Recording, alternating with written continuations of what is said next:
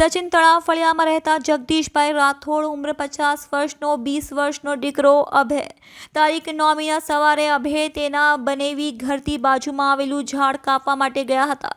ઝાડ કાપીને ઘરે આવી જમવા બેઠા હતા ત્યારે બાજુમાં રહેતા સુરેશ રાઠોડ ઉંમર 21 વર્ષ આવ્યો અને તમે ઝાડ કાપો છો તો ઝાડ નીચે મારી બાઇક પડી છે, તેને નુકસાન થશે, કોણ આપશે તેમ કહી ઝઘડો કર્યો હતો। સાંજે અભય તેના બનેવી સાથે દુકાન જતો હતો ત્યારે સુરેશે આજે તમને પતાવી દેવાવું છે એમ કહી ધમકી આપી હતી।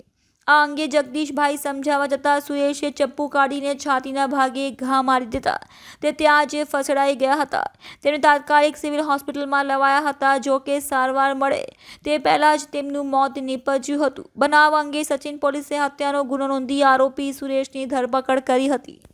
સચિન પોલીસ સ્ટેશન હેઠળમાં આ એક એરિયા છે, તળાવ ફળિયું સચિન ગામમાં આવેલા છે અને અહીંયા હળપતિવાસ જે આવ્યા છે ત્યાં ગઈકાલ રાત્રિના રોજ એક બનાવ બનેલા હતા।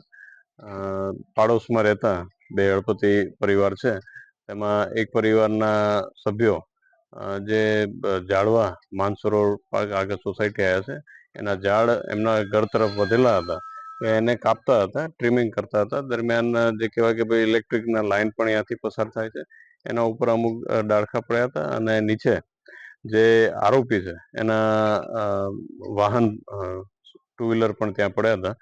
તો આ જે ઝાડવા પડતા હતા એના બાબતે બોલચાલ થયા કે ભાઈ આ વાહનને નુકસાન થશે તો પૈસા કોણ આપશે, તો એ બાબતે બે પરિવારને બોલાચાલી થઈ, જેમાં બાદમાં વધારે બોલચાલ થતા જે આરોપી છે એને પોતાના ઘરમાં રહેલા ચાકુ વડે જે મરણ જનાર છે ઉંમર 50 વર્ષના ગાંડિયાભાઈ જગદીશભાઈ રાઠોડ જાતે હળપતિ અને જે મારનાર છે લાલો ઉર્ફે એ પણ હળપતિ છે, બંને પાડોશી છે અને મરણ તો ઘા મારી દીધા એક છાતીના ભાગે અને જે 50 વર્ષની ઉંમરવાળા જે ગાંડિયાભાઈ હતા એના સ્થળ ઉપર મૃત્યુ પામેલા હતા।